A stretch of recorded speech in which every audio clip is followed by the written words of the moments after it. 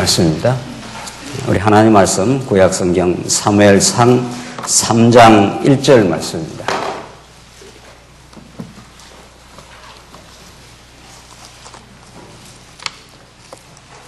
찾으신 줄 알고 봉독 드리겠습니다. 구약성경 사무엘상 3장 1절 말씀입니다. 아이 사무엘이 엘리 앞에서 여호와를 섬길 때에는 여호와의 말씀이 희귀하여 이상이 흔히 보이지 않았더라. 엘리의 눈이 점점 어두워 가서 잘 보지 못하는 그때에 그가 자기 처소에 누웠고 하나님의 등불은 아직 꺼지지 아니하였으며 사무엘은 하나님의 궤에 있는 여호와의 전 안에 누웠더니 여호와께서 사무엘을 부르시는지라. 그가 대답하되 내가 여기 있나이다 하고 엘리에게로 달려가서 이르되 당신이 나를 부르셨기로 내가 여기 있나이다 하니 그가 이르되 나는 부르지 아니하였으니 다시 누우라 하는지라. 그가 가서 누웠더니 여호와께서 다시 사무엘을 부르시는지라. 사무엘이 일어나 엘리에게로 가서 이르되 당신이 나를 부르셨기로 내가 여기 있나이다 하니 그가 대답하되 내 아들아 내가 부르지 아니하였으니 다시 누우라 하니라. 사무엘이 아직 여호와를 알지 못하고 여호와의 말씀도 아직 그에게 나타나지 아니한 때라. 여호와께서 세 번째 사무엘을 부르시는지라. 그가 일어나 엘리에게로 가서 이르되 당신이 나를 부르셨기로 내가 여기 있나이다 하니 엘리가 여호와께서 이 아이를 부르신 줄을 깨닫고 엘리가 사무엘에게로 이르되 가서 누웠다가 그가 너를 부르시거든 내가 말하기를 여호와여 말씀하옵소서 주의 종이 듣겠나이다 하라 하니 이에 사무엘이 가서 자기 처소에 누우니라. 9절까지 우선 봉독드렸습니다. 성경은 언약에 근거한 대하 드라마와 같은 그런 놀라운 계시의 말씀입니다. 대하 드라마는 한 편으로만 된 게 아니라 여러 편을 걸쳐가면서 수많은 등장인물과 여러 다양한 세팅들을 통해서 드라마가 진행됩니다. 성경은 언약에 근거한 하나님의 그 위대하심을, 하나님 살아계심과 그 무한한 영광을 우리에게 그 한 주제를 드러내기 위해서 66편이라고 하는 그 대하 드라마가 전개되고 있는 것입니다. 따라서 그 대하 드라마의 하나의 주제, 하나님이 어떠하신 분이신가 하는, 하나님이 이 드라마의 각본자이시고 총감독자이시고 그때그때마다 배역들을 등장시키고 퇴장시키시면서 하나님은 도도한 하나님 살아계심을, 그 은혜의 영광을 성경을 드러냅니다. 그렇게 성경을 보지 않으면 오늘 이 사무엘 상하에 오늘 우리가 3장 정도, 4장 정도 전개하는 그 깊은 그 진리의 의미를 깨달을 수가 없습니다. 그래서 수많은 성경 이해가들이 오늘 특별히 엘리 가문이 패망하고 사무엘이 선지자로 충실한 제사장으로 왕적인 사사로 등장하면서 새로운 다윗 왕국을 창건하는 그 연결고리가 되는 이 드라마의 요 한 편은 요걸 우리가 읽는 게 아니고 성경 구약 전체 흐름을 장차 오실 메시아 사건으로 성취될 그 내용을 바라보면서 하나님이 어떠신 분인가를 이 본문에서 읽어낼 때 우리는 진짜 복음이 얼마나 놀라운 말씀인지 그 진미를 우리가 깨달을 수가 있습니다. 우리는 지난 시간 지금 사무엘 상하를 좀 살펴가면서 이미 사사기, 룻기, 사무엘로 이어지는 이 대하 드라마를 우리가 지금 읽어 나가고 있는 겁니다. 하나님께서 땅 언약을 이루시되 인간의 힘으로는, 그들 자신의 힘으로는 그 땅에서 참 안식이 없음을 깨닫게 하시려고 사사 말기에 혼돈과 부패를 섭리를 하십니다. 이 땅에 되어져가는 모든 것들이 표면적으로 인간들이 불순종하고 인간들이 이런저런 일을 하는 것처럼 보여도 궁극적으로 그 배후에 하나님의 주관 속에서 하나님의 은혜의 영광을 드러내시려고 그렇게 사사 말기를 섭리하셨다는 걸 우리가 잘 알고 있습니다. 그렇게 사사 말기를 꼭 기억할 때라야 이 룻기 사무엘 상하로 이어지는 하나님이 이제 다윗 왕을 출현시키기 위해서 그 준비고리로 예수님이 오시기 전에 이제 마치 이제 세례 요한을 준비시켰어서 그 첩경을 평탄케 하고 이제 등장하실 예수 그리스도를 준비하던 것처럼 하나님이 사무엘을 그 어두웠던 시대에 빛된 선지자로 충실한 이제 제사장으로 하나님이 출생시키고 오늘 이제 마지막 사사가 등장해서 다윗 왕을 준비시켜 이제 다윗 왕국을 창건하시는 하나님 여호와를 가르쳐 주는데 출생시키는 것도 하나님의 능력으로 하지요. 한나가 스스로 아이를 낳을 수가 없습니다. 사무엘을 낳을 수가 없어요. 그래서 한나가 절실하게 하나님께 엎어지고 기도해서 낳게 하십니다. 그러니까 사무엘이 등장을 해야 이제 도도한 이제 다윗 왕국이 이제 다윗의 기름을 붓고 그 시대를 새롭게 하는 그 혼돈과 부패의 시대를 종식시키는 새 나라가 이제 창건하게 되는데 그런 다윗의 출현 자체가 사무엘을 통해서 매개되고 사무엘의 출생 자체가 하나님의 능력으로 된다는 걸 이가 1장 사무엘 1장 2장만 정확하게 우리가 알아도 어떤 일도 이 세상에 되어지거나 어떤 인생사의 역사의 일도 하나님이 주관하지 않으면 하나님이 은혜 베푸시지 않으면 되는 일이 없다. 이 결론을 정확하게 지금 알고 이 본문을 들어가고 있는 거죠. 오늘 본문은 사무엘이 드디어 점점 성장해 갑니다. 하나님께서 이미 마지막에 가서 사무엘에 승리합니다. 엘리 가문은 패망하게 돼 있고 사무엘이 반드시 5장에서 7장 마지막에 여기에 이제 마지막 사사의 등장의 내용의 5가지 항목 아닙니까? 이렇게 성경이 치밀합니다. 결론은 사무엘이 마침내 그 어두운 시대를 새롭게 다스리고 평강을 주는 마지막 사사라는 게 선지자, 제사장, 그리고 왕적인 권세 이 모두를 거머쥐고 역사를 합니다. 그래서 그런 사사로 등장해서 새 시대의 평안을 여는 새로운 다스림이 있는 그 나라를 열어주겠다 이 말을 한 거죠. 그러면 우리 지금 늘 질문은 그럼 그렇게 사무엘을 통해서 하면 되지 않나요? 뭐 1장에서 출생하고 성장하고 소명하고 이런 그 과정이 필요가 없어 보입니다. 결국 사무엘이 승리한다 이런 뜻입니다. 그러나 하나님께서 그렇게 결론만 이렇게 우리에게 가르쳐 주는 게 아니라 결론에 이르는 차근차근 과정이 있습니다. 한나의 울부짖음, 하나님께 간절히 구하게 됨, 그 기도를 언약의 건강 그 기도를 하나님이 들어주심, 사무엘의 성장의 소소한 이야기들, 오늘 본문이 그렇습니다. 하나님이 사무엘에게 말씀이 희귀했을 때, 이 중요한 거는 3장 1절 다시 보십시오. 아이 사무엘이 엘리 앞에서 여호와를 섬길 때에 여호와의 말씀이 뭐라고 했습니까? 희귀하여 이상이 하나님의 뜻이 흔히 보이지 않았더라. 아주 칠흑 같은 어둠입니다. 터널로 말하면 저기 멀리서 조그마한 불빛이 약간 보이지 굉장히 긴 터널을 지금 통과하고 있는 겁니다. 사사기 300여 년을 마지막에 사사 마지막 때는 더더욱이 어둠이 짙었을 때입니다. 그러니까 캄캄한 지금 터널을 지금 통과하고 있는데 그러니까 말씀이 희귀하여 그랬잖아요. 하나님 말씀을 안 줍니다. 하나님이 금방 말씀을 주면 바로 화들짝 놀라가지고 사사시대에 하나님 깨닫고 하나님께 부복하고 찬양하고 이렇게 얼마나 하나님이 하시려면 못 하실 일이 없습니다. 근데 안 하십니다. 의도적으로 하나님이 시간을 끄십니다. 언제까지? 사무엘이 등장할 때까지. 그래서 말씀이 희귀하여 이상이 흔히 보이지 않았더라. 캄캄합니다. 너나 할 것 없이 이게 하나님 뜻이다, 저게 하나님 뜻이다, 막 그냥 이렇게 그런 소리들은 있지만 참 하나님의 말씀이 안 들리는 때입니다. 그 하나님이 안 주셨다 이런 뜻입니다. 근데 하나님께서 그 긴 어둠의 터널 가운데 멀리 이제 조그마한 빛이 이렇게 비춰오는 겁니다. 그게 사무엘입니다. 오늘 본문이 그렇게 읽히는 거죠. 그렇게 이 대하 드라마가 새로운 다윗 왕국의 창건을 이루시는 유다 지파에서 왕을 이루셔서 하나님의 통치 속에 얼마나 평강이 있다는 걸 가르쳐 주시려고 그 어두운 사사시대, 혼돈과 고통의 시대를 하나님이 지금 그 긴 터널을 통과하면서 드디어 사무엘을 부르심. 이게 이 시대의 소망입니다.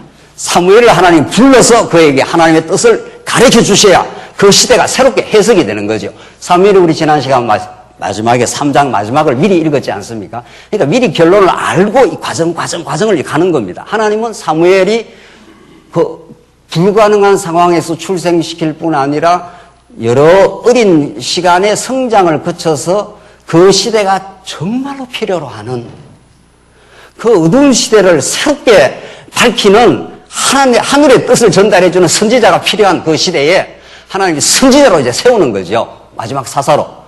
선지자 이후에 다윗왕을 이제 출현시킨단 말이죠. 이게 하나님의 뜻이야 하고 하나님이 선지자를 통해서 하나님의 뜻을 보여주며 하나님이 세우시는 유다 지파의 다윗왕을 세워야 그래야 진짜 왕정이 이루어지잖아요. 사사시대는 다 자기가 왕이에요. 왕이 없음으로 자기 속인의 오른대로 행했다더라. 이게 사사시대의 혼돈입니다. 진짜 왕을 하나님이 아직 안 보여주니까 인간이 아담이 타락하고 나서 다 하나님과 같이 다 왕이 되어버린 거죠. 그래서 하나님이 지금 이 긴 터널의 마지막 편에 하나님이 말씀이 희귀할 때 하나님이 사무엘에게 나타나서 사무엘아 사무엘아 부르시는 거죠. 그래서 새로운 언약의 시대가 이루어지는 거죠. 내가 하겠습니다. 이렇게 해서 사무엘이 이루어진 게 아니라 하나님이 사무엘을 출생케도 하시고 하나님이 사무엘에게 나타나서 사무엘아 사무엘아 내가 네게 지시하는 뜻을 전달해라. 이게 하늘의 메시지예요. 여러분과 제가 지금 하늘의 메시지를 듣고 있는 중이죠. 이 복음하는 이 하늘의 계시의 말씀 이거는 세상에서 들을 수가 없는 말씀이죠. 언약대로 이루시는 여호와 하나님 그분이 보내시는 하나님의 아들 예수 그리스도의 사건 이건 우리 세상에서 어떤 책에서도 없고 어떤 연구에서 발견할 수가 있는 것도 아닙니다. 하나님이 사무엘을 찾아와서 불러서 그에게 사무엘에게 보여주시는 내용이라는 거죠. 이걸 그래서 은혜의 사건이라고 합니다. 선물이라고 해요. 이걸. 그래서 우리가 진리를 깨닫고 나서 내가 깨달았다 이런 소리를 우리는 못하게 돼 있어요. 내가 깨달았으면 내가 연구해서 깨달았으면 내가 발견한 나의 작품이 되지 않아요. 그런데 하나님이 찾아오시고 그 말씀이 희귀하던 그 시대에 사무엘에게 사무엘아 사무엘아 처음에는 사무엘을 못 알아들었다는 거 아니에요. 지금 우리가 지금 읽었지 않았어요? 사무엘이 그게 하나님이 부르시는 소리인지도 모릅니다. 이렇게 말씀이 희귀한 시대예요. 그 왜 이걸 사무엘아 해서 그냥 바로 깨닫게 하시지. 그렇잖아요. 한 번 부르고 엘리한테 찾아가고 또 사무엘이 또 누워있는데 사무엘아 부르니까 이게 엘리 제사장이 부르는 소리로 착각을 한 거예요. 이만큼 이 말씀이 희귀하던 시대예요. 홍수에 먹을 물이 없다는 식으로 이 비유가 나는 이 시대에 적합하게 보여요. 홍수에 먹을 물이 없어요. 뭐 말씀이 많은 것 같은데 정작 그 말씀으로 위로를 받고 하늘의 소망을 가지고 천국의 평안을 누리고 이건 우리의 노력으로 되는 게 아닙니다. 성경이 없습니까? 성경 신학이 없습니까? 다 있는 거예요. 지금 다 이미 다 확실하게 드러나 있어요. 그러나 아무리 드러나 있어도 그걸 성령께서 우리에게 찾아오셔서 우리에게 깨닫게 하셔야 평안을 얻습니다. 이게 중요해요. 성령께서 우리에게 마음에 찾아오시고 루디아의 마음을 열어서 깨닫게 하셨다고. 바울이 얼마나 잘 전했겠어요. 바울이야말로 진리의 적통이니까 하늘의 계시를 받은 사람이니까 잘 전한다고 깨달아지는 게 아니라 잘 전해도 하나님이 루디아의 마음을 열어줘야 깨닫습니다. 그래서 하나님이 지금 사무엘을 지금 부르시는 그 내용을 통해서 하나님이 이렇게 새 시대를 지금 하나님이 열어가고 계시는구나 하는 그 감각을 갖는 거죠, 우리가. 그렇구나. 사무엘이 처음에 못 알아들어가고 자꾸 엘리한테 가니까 아니야. 엘리가 이제 몇 번 하니까 이게 하나님 부르시는 거구나. 엘리에게 하나님 말씀이 나타나는 게 아니라 누구에게 나타난다고요? 사무엘에게 나타나요. 왜? 엘리는 사사시대 마지막 혼돈과 부패의 제사장을 상징해요. 하나님 엘리를 이제 패방시키고 그리고 새로운 하나님이 세우시는 사무엘을 하나님 부르시는 거죠. 10절 보십시다. 이제 10절 보면은 10절로 14절 여호와께서 사무엘에게 엘리 집의 저주를 알려줍니다. 엘리 마지막 사사 시대의 엘리 제사장은 망하게 된다 하는 저주를 가르쳐줘요. 여호와께서 임하여 서서 전과 같이 사무엘아 사무엘아 부르시는지라 사무엘이 이르되 말씀하옵소서 주의 종이 듣겠나이다. 여호와께서 사무엘에게 이르시되 보라 내가 이스라엘 중에 한 일을 행하리니 하나님이 행하시겠다는 거예요. 하나님이 행하셔서 새 시대를 만들겠다는 거예요. 그것을 듣는 자마다 두 귀가 울리리라. 내가 엘리의 집에 대하여 말한 것을 처음부터 끝까지 그날에 그에게 다 뭐라고 했습니까? 이루리라. 이걸 우리가 한자말로 말하면 성취하리라, 이루리라는 우리말이고 한글이고 성취하라. 성경이 뭐 언약 성취 빼놓은 뭐 있나요? 네. 하나님이 다 이루시겠다는 것이 당신의 전능한 능력으로. 13절 내가 그의 집을 영원토록 심판하겠다고 그에게 말한 것은 그가 아는 죄악 때문이 이는 그가 자기의 아들들이 저주를 자청하되 금하지 아니하였습니다. 그 아들들이 지 멋대로 제사장노를 했지 않았어요? 그래서 하나님께서 엘리 가문을 하나님께서 멸절을 시켜버리겠다. 그것은 엘리 가문이 멸절된다 하는 말은 사사시대의 죄악을 하나님이 종식시켜버리겠다. 죄악대로. 그러니까 우리가 신령한 의미로 이걸 성화해서 우리가 이해를 한다면 예수 그리스도 안에 있지 않아요, 여러분과 제가. 우리 안에 있는 옛사람, 죄악을 하나님께서 종식시켜 주겠다는 거예요. 그리고 우리 안에 새사람, 예수 그리스도의 이끌림을 받는 우리의 속사람을 하나님께서 이제 성장시켜가 있다는 거죠. 그래서 우리 안에서는 멸절되고 파멸되고 없어져야 되는 게 날마다 있고 우리 안에는 예수 그리스도 안에서 날마다 새사람을 입는 그게 있는 거죠. 그래서 그건 하나님 반드시 종식시켜버리겠다는 거예요. 구약에는 종식시켜야 할 대상이 밖에 있지만은 우리 신약 시대 때는 예수 그리스도 안에 있는 우리 안에서 종식될 사건들인 거죠. 그렇게 해석을 안 하면 구약 해석 못 합니다. 범죄하면 다 멸망시키겠다 이런 식으로 들으면은 범죄 안 하는 사람이 있나요, 지금? 그 범죄하는 그 옛사람을 하나님이 다 종식시켜버리겠다는 14절 그러므로 내가 엘리의 집에 대하여 맹세하기를 엘리의 집의 죄악은 제물로나 예물로나 영원히 속죄함을 받지 못하리라 하였노라 하셨더라. 그래서 엘리 집을 하나님께 끊어버리고 사무엘을 하나님이 등장을 시키겠다는 거예요. 15절 보십시다. 15절로 18절 보면 엘리의 요청에 따라 사무엘이 들은 말씀 알려줍니다. 15절 보십시다. 사무엘이 아침까지 누웠다가 여호와의 집의 문을 열었으나 그 이상을 엘리에게 알게 하기를 두려워하더니 엘리가 사무엘을 불러 이르되 내 아들아 사무엘아 하니 그가 대답하되 내가 여기 있나이다 하니 그가 이르되 내게 무엇을 말씀하셨느냐 청하노니 내게 숨기지 말라 내게 말씀한 모든 것을 하나라도 숨기면 하나님이 내게 벌을 내리시고 또 내리시기를 원하노라 하는지라. 엘리가 엄청 알고 싶어 합니다. 그 집이 뭐 한다는 소식인데 멸망한다는 소식을 이게 뭐 하나님 뜻인 거죠. 그래서 그걸 모르고 있었는 게 아니라 엘리가 이렇게 알고 싶은 마음이 또 생기잖아요. 호기심이 발동을 한 거죠. 그래서 그대로 알려줍니다. 18절 사무엘이 그것을 그에게 자세히 말하고 조금도 숨기지 아니하니 그가 이르되 이는 여호와이시니 나오잖아요. 이건 한없이 강조해도 다음이 없는 성경의 유일무이한 주제 여호와이시니 선한 대로 하실 것이니라 하니라. 참 묘하죠? 엘리 가문이 멸망하는 게 뭐 하는 뜻대로 하는 거라고요? 선한 뜻이에요. 멸망할 자를 멸망시키고 구원할 자를 구원시키는 그 모두가 하나님의 선입니다. 모두가.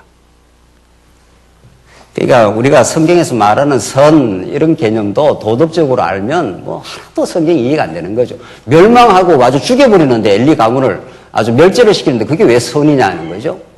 그 사람을 죽이게 되는데 그게. 그렇잖아요. 그러니까 성경이 얼마나 우리가 세상에서 사람들이 인간들이 말하는 도덕적 기준을 훨씬 넘어서 있고 그걸 통해서 하나님을 지금 계시하고 있는 말씀입니다. 하나님은 엘리 가문을 사사시대를 종식시키고 드디어 다윗 왕을 매개하는 이 새로운 시대를 참 선지자, 이 시대의 진짜 선지자 사무엘을 이제 등장시키겠다는 뜻입니다. 이렇게 하나님이 차근차근 이제 이 결론에 결국 이르는데 하나님이 출생, 성장, 소명, 엘리 가문의 패망 요 과정을 차근차근 해서 이 결론에 이르게 될 때 진짜 하나님의 약속대로 이렇게 하시네요. 이 결론에 이 결론이 얼마나 우리에게 깊고 넓게 깨닫게 하기 위해서 우리 인생사가 다 있는 거죠.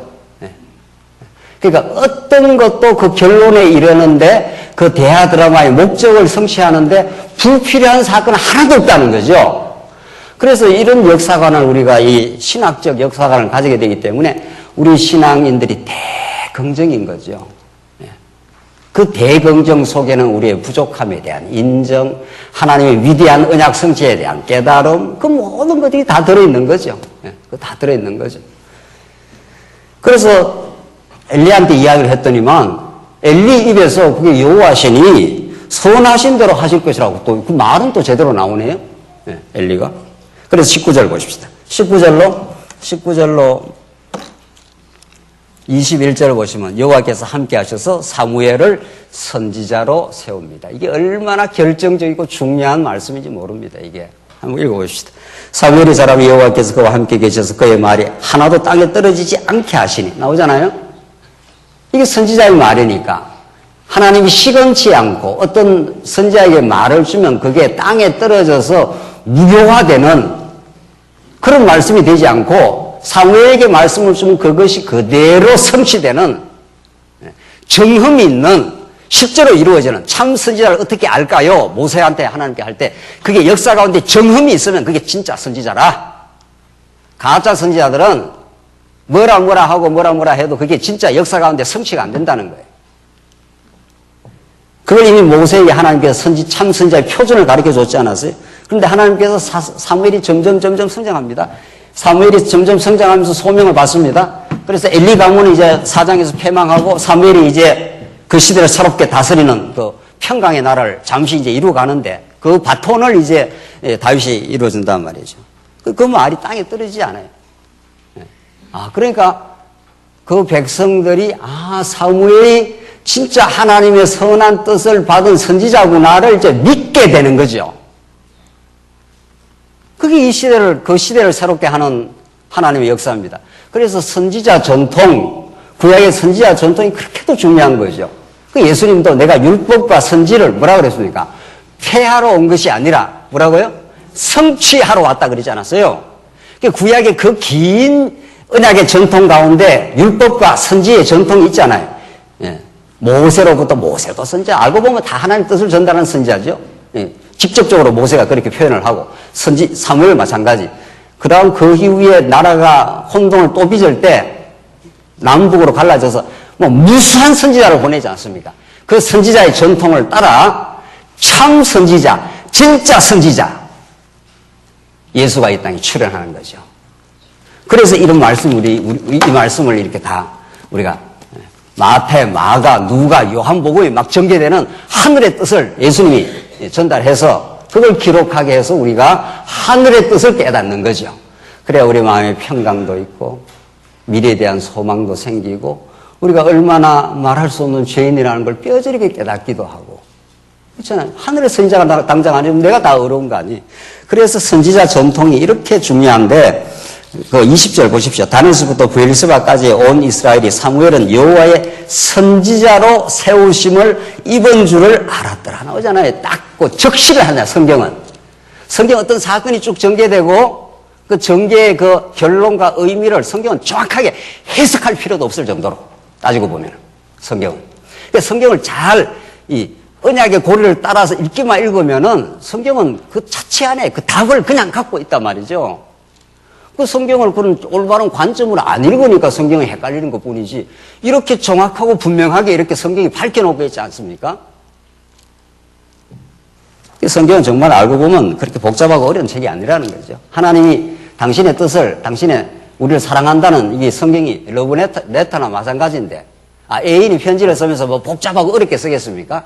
점을 찍을 때, 느낌표를 찍을 때, 그 사랑하는 사람이 그 편지를 읽으면, 이게 무슨 뜻이는가를 정확하게 알아먹도록 이렇게 적어 놨습니다. 성령께서 우리에게 마음 문을 열어주시기만 하면. 그러니까 이 시대 사무엘을 하나님이 세우신다는 것은 이제 혼돈과 부패의 시대를 종식시키고 하늘의 뜻을 이제 사무엘을 통해서 가르쳐서 그 하늘의 뜻이 뭐냐 말이죠. 유다 지파에서 왕이 나온다는 거, 내가 그 왕을 기름 부어서 그 왕의 통치 속에 이 나라를 있게 하겠다는 거. 여기까지가 구약이에요. 여기까지가 구약이라고요. 그럼 우리하고 무슨 상관이 있어, 그게 도대체. 왕이 뭐 다윗 왕이 등장하든 사무엘이 등장하든. 지금 다윗 같은 사람 없잖아요, 지금은. 그러니까 성경 해석학의 원칙이 정말 알고 나면 쉽지만 모르면 또 한없이 어려운 거죠. 다윗이 등장한 거하고 내가 무슨 상관이 있냐 말이죠. 이게 우리 절실한 질문 아닙니까? 오늘 여러분과 제가 일주일 동안 이런저런 일, 지나온 세월 동안 겪었던 어려움들, 이 모든 것들을 하늘의 뜻에 비추어서 이제 해석을 해야 명료하게 드러나야, 이런 뜻이었구만요. 이렇게 깨달아야 우리가 마음의 평안을 얻지 않아요. 다윗이 출연한 거하고 내하고 무슨 상관이 있냐고요. 우리하고 무슨 상관이 있냐고요. 지금 다윗 같은 사람이 있나요, 지금 여기. 그러니까 막연한 거죠. 막연해 성경 읽는 게. 그랬다더라. 내하고는 상관도 없는 나무 소리 듣는 것처럼 절실성이 없는 거죠. 이건 안 읽으면 죽어요, 우리가. 오늘 사무엘상하 이 본문을 안 읽으면 우리가. 왜? 우리는 다 제 갈 길로 가는 양과 같아서 우리가 다 그런 존재들 아니에요. 다 왕노릇하고 싶은 그런 존재들 아니에요. 그러니까 자기 속인에 오른 대로. 그러니까 늘 혼돈하죠. 비틀거리고. 그러니까 왕이 등장해야 되지 않겠나요? 왕이. 우리 모두를 다스려 주시는 우주 만물을 창조하시고 히브리서 1장의 표현대로 하면 그가 만물을 창조할 거네. 이 예수님 그리스도의 옛적에 이런 모양 저런 모양으로 말씀하시는 하나님께서 히브리서 1장 1절에 그렇게 전개돼요. 옛적에 구약의 이런 모양 저런 모양으로 모세를 통해서 다윗을 통해서 나라가 쪼개지고 다시 회복되는 일을 통해서 이런 모양 저런 모양으로 말씀하시는 하나님께서 그 모든 날 마지막에 아들로 말씀하셨으니 그 아들은 이렇게 하면서 이제 그 아들에 대해서 그 위대한 선포를 해요. 히브리서 1장이. 그는 만물을 창조하시고 모든 죄를 없이 하시고 그는 하나님의 영광의 광채이시고 예수님이 이 땅에 출현한 것, 말씀이 육신이 되어 출현한 것은 하나님이 얼마나 크신 영광이라는 걸, 그가 얼마나 능력 많은 분이라는 걸 아버지가 아들을 통해서 자기를 지금 드러내고 있는 거예요. 아들은 아버지를 닮았지 않았어요. 나를 본 자는 누구를 본 자라고요? 아버지를 본 자라고 요한복음이 그렇게 설명해 들어가지고 있잖아요. 그러니까 다윗이 왕이 되어서 이 시대를, 다윗 이전에 사무엘이 선지자가 되어서 이 시대에 말씀이 희귀했던 이 시대에 하나님의 뜻을 전달해주고 바로 이어서 이제 다윗이 왕이 되고 이 사건은 다윗이 중요한 게 아니라 우리가 지금 역사 대하 드라마를 읽고 있잖아요. 대하 드라마의 주제가 예수 그리스도라고요. 그분을 통해서 그 언약의 성취자 예수 그리스도 하나님 살아계심과 그 여호와를 전가하는 거라고요. 그러니까 우리가 예수를 제대로 언약을 통해서 예수를 알아야 하나님을 알 거 아닙니까? 예수가 그런 분이라고요. 히브리서 기자는 이게 구약 전체를 알고 있는 사람이에요. 히브리서 기자가 구약을 훤히 꿰뚫고 있는 사람이에요. 그 예수, 그 구약 전체가 이런 위대한 하나님의 아들, 창조주요, 죄를 없이 하는 분이요, 여러분과 저의 죄를 다 싹 없앤다 이 말입니다. 우리 의롭다고 해주시는 분. 그는 하나님의 영광의 광채. 그가 등장하면은 하늘을 통치하고 이 만상을 지배하시는 하나님의 영광이 드러나는 거. 그러니까 예수님이 바다를 잠잠케도 하고 죽은 자를 적석에서 일으키기도 하고 죄 없다고 해버리면 죄가 없어지고 죄 있다고 죄 가운데 집어넣으면 죄가 있게 되고 그게 예수님의 권능이에요. 그런 분이 여러분과 저의 뭐가 되어주신 거예요? 우리 교회에 뭐가 되어주신 거예요? 머리가 되어주신 거예요. 이 땅의 모든 교회에 머리가 하나밖에 없어요. 하나밖에. 그래서 우리는 사무엘을 읽지만은 사무엘을 읽는 게 아니에요. 지금 사무엘을 읽겠어요. 우리가 지금 요 사무엘 요 부분을 읽겠냐 말이죠. 여기 사무엘 아닙니까 이게. 우리는 성경 창세기부터 아니 영원 안에 하나님이 살아계신 그 하나님이 영원히 그 하나님의 뜻을 가지고 계시고 그가 하나님 나라를 이루겠다는 거예요. 그래서 내가 하나님 여호와임을 드러내겠다고 영원 안에 이미 작정해놓고 이미 구약 안에 영원 안에서 성취해버렸습니다. 영원히 존재합니다. 이 땅에야 이거야 잠깐 있다가 사라지는 거지만 이거. 그래서 하나님이 지금 창세기에서 하나님 우주 만물을 짓고 3대 언약을 세워서 하나님 나라를 선포하고 내가 이제 둘째 아담을 통해서 진짜 이룰 건데 그걸 진짜 이룰 것을 한번 시청각적으로 이제 모형적으로 우리가 아파트 좋은 집에 들어갈 때 어느 집을 먼저 한번 가봅니까? 예. 아파트를 안 들어가 보셨는가 봐요. 아파트 진짜 집 들어가기 전에 그 모델집을 한번 들어가 보잖아요. 여기는 부엌이 있고, 여기는 화장실이 있고, 여기는 침실이 있고, 이렇게 하면서 그 보면서 진짜 들어갈 집을 기대도 하고, 소망도 하고, 그러잖아요. 그게 하나님께 구약이 그렇게 해놓았다고요. 구약에.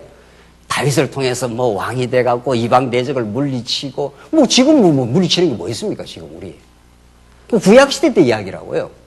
그게 진짜 왕 예수 그리스도가 이 땅에 등장해서 여러분과 저의 원수, 죄악의 권세, 사단 권세를 다 무적에게 다 나중에 쳐넣고 지금도 말씀으로 역사하시고 그래서 우리에게 승리를 보장하시고 진짜 하나님 여호와 되심을 증명하시는 그 위대한 역사는 사무엘 상하를 읽어서 되는 게 아니고 그렇잖아요. 사무엘 상하를 읽어서 되는 게 아니고 창세기부터 자손, 땅, 통치라고 하는 이 대하 드라마를 읽어서 여기까지 온 거죠, 우리가. 그리고 여기에서 구약에서 끝나는 게 아니라 진짜 모든 옛사람에게 구약에 이런 모양 저런 모양으로 말씀하신 하나님께서 다윗으로 말씀하시고 모세로 말씀하시고 아브라함으로 말씀하시고 아담으로 말씀하시고 뭐 시원시원한 거죠. 이렇게 성경이 뭐 쾅쾅 터져나가잖아요. 이게 우리가 배운 말씀이에요. 뭐 복잡하고 어렵나요? 복잡하고 어렵기는. 그런 하나님께서 사무엘을 통해서 참 선지자로 그 시대의 말씀이 희귀했기 때문에 다 혼돈입니다. 다 자기가 잘났다 그러고 다. 하나님께서 사무엘을 선지자로 세우심을 입은 줄 알았더라. 21절 여호와께서 실로에서 다시 나타나시되 여호와께서 실로에서 여호와의 말씀으로 사무엘에게 자기를 뭐라 그럽니까? 나타내시니라. 이거 엄청 중요한 말씀이죠. 하나님이 자기를 이렇게 나타낸다는 거예요. 예. 이게 계시라는 말입니다. 우리는 성경을 계시라 하잖아요. 성경 전체가 하나님이 자기 계시에 열어서 보여주겠다 이런 말이죠. 왜? 아담이 타락하고 나서 모든 인류가 죄악 가운데 빠져가지고 하나님의 그 영광과 권능을 모르니까 자기가 잘난 줄 착각하고 자기가 무슨 힘이 있는 줄 착각하고 그래갖고 염려하고 걱정하고 미워하고 막 그렇게 살지 않습니까? 아담 타락 이후 모든 인류가. 너나 할 거 없이. 그런데 하나님이 얼마나 영광스럽고 그가 얼마나 전능하시고 신실하시고 그가 이 만물을 마음대로 주관하시는 주권자이시고 그가 영원한 존재였다. 우리에게 행한 모든 것들이 자비였다. 사랑이었다고. 우리한테 어떤 일도 어떤 고난도 하나님의 그 자비하심 속에 새로운 힘과 위로가 되게 하시려고 자비를 보여주시려고 그랬다는 겁니다. 그게 성경이 가르치는 뜻이에요. 뭐 복잡하고 어렵나요? 이걸 우리는 지금 사무엘 상하를 이렇게 차근차근 읽어가면서 이걸 지금 우리 얘기 읽지 않습니까? 읽고 이제 곧 4장 읽지 않습니까? 이걸 읽으면서 이 대하 드라마 전체를 지금 읽어 나오고 있는 거죠. 맞아. 하나님이 이렇게 사무엘을 하나님 능력으로 시켰지. 성장도 사무엘이 스스로 성장한 게 아니고 하나님이 성장시키게 했지. 사무엘에게 나타나신 분도 하나님이시지. 그래서 선지자로 세웠지. 그래서 선지자라는 것이 그래서 마태복음에 하나님이 구약 언약을 이루시고 1장에서 4장까지 5장부터 16장까지 16장 중반부까지 하나님 먼저 선지자를 먼저 보냅니다. 이 구약과 신약이 저스트하게 쫙 맞아 들어가는 거 아니에요. 왕을 진짜 중요한 건 왕 자체예요. 여러분과 저에게 직접 중요한 건 우리의 머리 대신 그리스도가 머리가 왕이라는 뜻 아닙니까? 그 왕이 우리를 지금 통치하신다는 거예요. 그 왕을 먼저 하나님 보내주신 게 아니고 먼저 누구를 보낸다고요? 선지자를. 왜? 선지자가 하늘의 뜻을 가르쳐주고 우리가 얼마나 죄악된 존재임을 가르쳐줘서 하나님의 뜻을 가르쳐줘요. 구약의 선지자들이 하는 일이 뭡니까? 구약에. 이 지금 사무엘부터 시작하는 이 선지자 전통에 하는 일이 뭐냐고. 이사야, 예레미야, 에스겔, 다니엘 그게 다 뭐예요? 그게 하나님이 때리시고 싸매시는 여호와 하나님을 가르쳐주는데 너희들이 얼마나 죄악된 존재인지 알아? 너희들 나를 의지 안 했잖아. 그래서 내가 너를 때릴 거야. 언약대로. 그러나 너희들을 아주 멸망시키지 않아. 언약대로 내가 반드시 회복시킬 거야. 그걸 그렇게도 많이 기록을 해놨습니다. 이사야, 예레미야, 에스겔, 다니엘. 그거 다 우리의 하늘에 신령한 양식이니까 그걸 읽고 또 읽으면서 하나님 맞습니다. 당신이 선지자를 보내주잖아. 우리는 하나님을 알 길이 없고 우리가 어떤 존재임을 알 길이 없습니다. 캄캄한 칠흑입니다, 우리는. 그런 속에 여러분과 제가 다 말씀을 듣고 예수 그리스도 안에서 참 소망을 가지게 된 거지요. 그래서 21절 여호와께서 실로에서 다시 읽었죠? 그래서 사무엘에게 자기를 나타내시니라. 이제 하나님이 드디어 당신을 이제 영광을 드러내시기 시작합니다. 4장 보시면 조금만 읽고 우리 오늘 결론을 짓지요. 4장 엘리 가문을 이제 폐망시키는데 하나님께서 엘리 가문을 이미 예언한 대로 그 앞에서 하나님께서 심판하고 싹 썰어버리겠다 예언했지 않습니까? 하나님의 뜻은 그대로 이루어집니다. 여지없이. 우선 1절하고 봅시다. 4장 1절로. 4장 1절로 4절 이스라엘은 블레셋에 패한 후에 언약궤를 옮겨옵니다. 한번 보십시다. 얼마나 이 인간적 수단 방법을 쓰는가 한번 보십시오. 사무엘의 말이 온 이스라엘에 전파되니라. 이스라엘은 나가서 블레셋 사람들과 싸우려고 에벤에셀 곁에 진치고 블레셋 사람들은 아벡에서 진쳤더니 블레셋 사람들이 이스라엘에 대하여 전열을 벌리니라. 그 둘이 싸우다가 이스라엘이 블레셋 사람들 앞에서 패하여 그들에게 전쟁에서 죽임을 당한 군사가 4,000명 가량이라. 백성이 진영으로 돌아오매 이스라엘 장로들이 이르되 여호와께서 어찌하여 우리에게 오늘 블레셋 사람들 앞에서 패하게 하셨는고. 아주 블레셋 앞에 대패를 했습니다. 그래서 백성들이 이제 질문을 던지는 겁니다. 자문을 던지는 거죠. 왜 이렇게 패했느냐 이러면서 그 원인을 어디서 찾는가 하면은 여호와의 언약궤를 실로에서 우리에게로 가져다가 우리 중에 있게 하여 그것으로 우리 원수들의 손에서 구원하게 하자 하니, 요게 이제 인간적 수단 방법을 쓰는 겁니다. 언약궤가 저기 밖에 있어서 우리한테 가져오면은 우리가 이길 것이다 이렇게 하는 거죠. 하나님 보실 때 이게 기가 막힌 이게 정말 이 폐악된 짓거리란 말이죠. 하나님을 인정 안 하는 죄악 때문에 이게 지금 직접적으로는 궁극적으로는 하나님의 작정한 뜻이고 직접적으로는 죄악 때문에 망했는데, 그 죄악을 하나님께 부복한다든가 하나님 우리가 잘못했습니다라든가 이렇게 하지 않고 수단 방법을 쓰는 거예요. 그 사사기 마지막 장에서 그 방법을 쓰듯이 말이죠. 대책을 마련하듯이 언약궤를 우리가 가져오면 안 되겠냐 이런 식입니다.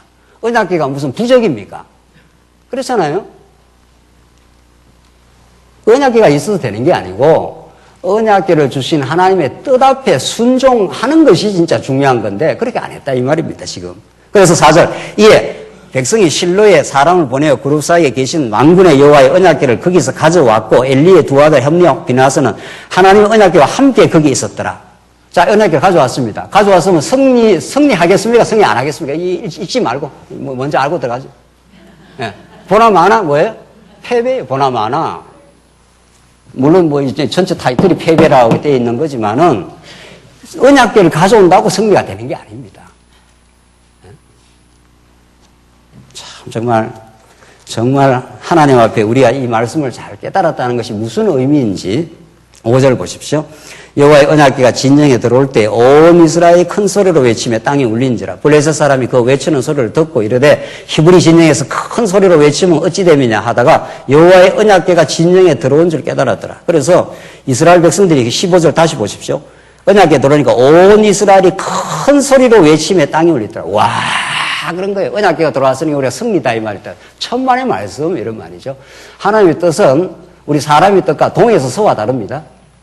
언약궤만 갖다 놓으면 뭐 승리가 있을 줄 알아도 그래 안 된다는 겁니다. 7절 블레셋 사람이 두려워하여 이르되 신이 진영에 이르렀더라 하고 또 이르되 우리에게 화로다. 전날에는 이런 일이 없었도다. 우리에게 화로다. 누가 우리를 이 능한 신들의 손에서 건지리요. 그들은 광야에서 여러 가지 재앙으로 애굽인을 친 신들이니라. 좀 알긴 압니다. 이 대적들이.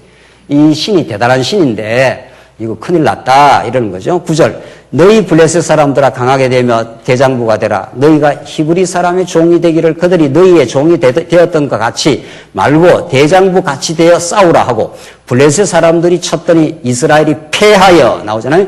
각기 장막으로 도망하였고 살육이 심히 커서 이스라엘 보병에 엎드린 자가 3만 명이었으며 엄청나게 대패해버렸습니다. 언약궤 갖다 놓으면 승리할 걸로 기대를 했는데 언약궤를 갖다 놓는다고 되는 게 아니라는 겁니다. 11절 하나님의 궤는 빼앗겼고 엘리의 두 아들 홈리와 스피나스는 죽임을 당하였더라. 안 된다는 거죠. 하나님이 작정한 프로그램은 엘리 가문이 패망하고 그들의 직접적으로는 그들의 하나님의 제사를 능멸한 거죠. 지멋대로 재물을 지멋대로 착복을 한 거 아니에요. 그래서 이 엘리 가문은 부패하고 타락한 엘리 가문은 하나님이 종식시키고 하나님이 세우시는 사무엘, 충실한 제사장, 하늘의 뜻을 전달하는 선지자, 그를 보내겠다는 거예요. 그래서 12절 마지막에 읽고 끝내시죠. 12절 당일에 어떤 베냐민 사람이 진영에서 달려와 자기의 옷을 찢고 자기의 머리에 티끌을 덮어 쓰고 실로에 이르니라. 그가 이를 때 엘리가 길 옆 자기의 의자에 앉아 기다리며 그의 마음이 하나님의 괴로 말미암아 떨릴 즈음이라. 엘리는 그래도 뭐 승리가 있을라나 이렇게 했는지 모르죠. 그 사람이 성읍에 들어오며 알림에 온 성읍이 부르짖는지라. 엘리가 그 부르짖는 소리를 듣고 이르되 이 떠드는 소리는 어찌 됨이냐. 그 사람이 빨리 가서 엘리에게 말하니 그때 엘리의 나이가 98세라. 그의 눈이 어두워서 보지 못하더라. 이게 물리적 눈 자체만 어두운 게 아니고 하늘의 뜻을 깨닫는 눈이 어둡다는 거죠. 궁극적으로는. 진짜 이미 사무엘을 통해서 하나님의 뜻을 전달하고 이 나라는 이 마지막 이 시대는 망하게 하시는 건데 아직 기대를 갖고 있는 거죠. 16절 그 사람이 엘리에게 말하되 나는 진중에서 나온 자라. 내가 오늘 진중에서 도망하여 왔나이다. 엘리가 이르되 내 아들아 이 일이 어떻게 되었느냐. 소식을 전한 자가 대답하여 이르되 이스라엘이 블레셋 사람들 앞에서 도망하였고 백성 중에는 살육이 있었고 당신의 두 아들 홈리와 비나스도 죽임을 당하였고 하나님의 괴는 빼앗겼다. 완전 패배했다. 이 말. 18절 하나님의 괴를 말할 때 엘리가 자기 의자에서 뒤로 넘어져 문 곁에 목이 부러져 죽었으니 나이가 많고 비대한 까닭이라. 그가 이스라엘의 사사가 된 지 40년이었더라. 이제 옛시대를 종식하는 겁니다. 하나님이 종식하고 하나님이 세우시는 사무엘, 하나님의 언약대로 세우시는 다윗 왕을 하나님 출현시켜 나가시는 이 도도한 하나님의 언약의 대하 드라마. 이 드라마를 누가 막느냐는 겁니다. 하나님 그때그때마다 하나님 배역을 결정해 놓고 배역을 등장시켜서서 이런저런 사건, 이런저런 일들을 구약에 얼마나 많이 하나님이 일으켰습니까? 하나님 아브라함을 부르셔서 우상장사하는 아브라함을 갈대아 우리에서 건져내어서 하란을 거쳐 세겜 땅에 하나님이 약속의 땅에 주셨습니다. 그럼 하나님께서 그렇게 아브라함을 그 땅에서 평안히 잘 살게 얼마든지 할 수 있습니다. 그렇게 하면 아브라함이 이게 하나님의 은혜구나. 이게 하나님의 능력으로 됐구나. 이렇게 깨닫는 게 아니고 내가 걸어서 이 먼 길을 왔다고 이렇게 할까 해서 하나님 그렇게 안 하신다는 겁니다. 그래서 그 아들들을 전부 애국으로 집어넣지 않습니까? 그것도 형들이 동생을 죽이려고 하는 이 사악한 시도. 그러나 하나님께서 그 악을 선으로 바꾸시는 하나님의 그 드라마. 이게 하나님의 언약 성취의 드라마입니다. 그래서 애굽에 400년 종살이 해서 이스라엘 백성들은 스스로의 힘으로는 절대 못 나옵니다. 여러분과 제가 스스로의 힘으로 이렇게 예수 믿은 것도 아니고 진리를 깨달아 가는 것도 아니지 않습니까? 우리 스스로의 힘으로 죄악의 권세에서 예수의 아들의 나라로 골로새서 말씀대로 아들의 나라로 옮기셨으니 이 놀라운 하나님의 은혜 말이죠. 우리 지나온 모든 인생사에 구비마다 하나님의 은혜의 손길이 하나님의 보호하심이 있지 않았으면 오늘 이 자리가 있겠냐 말이죠. 죽을 고비도 넘기고 우리가 범죄에 허우적거리며 내 스스로 무언가를 해결해 보겠다고 발부둥 치던 그 허욱거림의 세월들 하나님이 그것도 작정해 놓고 하나님 그렇게 우리를 섭리해 오셨습니다. 네가 하는 게 아니잖아. 생명과 부활은 새로운 나라는 예수만이 이루신다는 거. 우리가 우리 안에서 열심 내고 내놔봐야 사망과 오염물만 내놓을 뿐. 그래서 우리를 다 걸머지시고 십자가에서 못 박으시고 그가 온전히 우리를 위해서 대신 대속의 죽음을 죽으시고 3일 만에 부활하셔서 이 땅에 하나님 나라를 당신이 이루시겠다고 이제 사사시대를 종식시키고 하나님이 사무엘을 매개로 해서 이제 다윗 왕국을 창건시키는 이 구약의 생생한 드라마는 지금도 예수 그리스도 안에서 지금 ING로 지금 진행되고 있는 하나님의 역사입니다. 오늘 여러분과 제가 이렇게 교회당으로 발걸음을 옮긴 것도 우리의 의지 결단 따라 옮긴 것도 아니고 하나님이 이 자리까지 와서 하늘의 메시지를 듣고 우리의 모든 허탄한 시도를 내려놓게 하시고 그거 붙들고 있어봐야 자기 마음만 괴롭지 누가 괴로운 게 사람 있냐 말이죠. 하나님이 하셨다고, 하나님 은혜라고, 그분만이, 당신만이, 예수 그리스도만이 우리의 전부라고 우리에게 절절하게 오늘 이 사무엘 상하의 이 엘리의 패망과 사무엘의 승리 장면을 이제 겹쳐 보여주면서 하시는 하나님의 생생한 음성이 있지 않느냐 말이죠. 하나님 살아계십니다. 하나님 교회 머리 대신 예수 그리스도를 지금도 당신이 주관하시고 그분이 우리를 통치하시고 그분 앞에 우리가 아무것도 아니라고, 우리는 허망한 죄인들이었다고, 당신만이 우리의 모든 것이라고 그 고백을 만들어내고야 마시는 하나님의 신실한 섭리가 지금도 있습니다. 기도하십시다. 자비하신 하나님 아버지 은혜를 감사합니다. 우리가 죄악 가운데 흡족거리며 우리가 평안이 없이 살아왔던, 안식 없이 살아왔던 지나온 모든 세월들도 하나님의 경륜 속에서 예수께로 오게 하시는, 우리 하나님만을 경외케 하시는 그 놀라운 합력된 선이었음을 우리 오늘 이 말씀을 통해서 깨닫습니다. 구약의 선자 사무엘을 통해서 뜻을 가르쳐 주어 그 땅에 평화가 왔던 것처럼 우리에게 이 말씀이 잘 깨달아지게 우리 마음을 열어주시고 깨닫게 하시옵소서. 예수님 이름으로 기도하옵나이다. 아멘.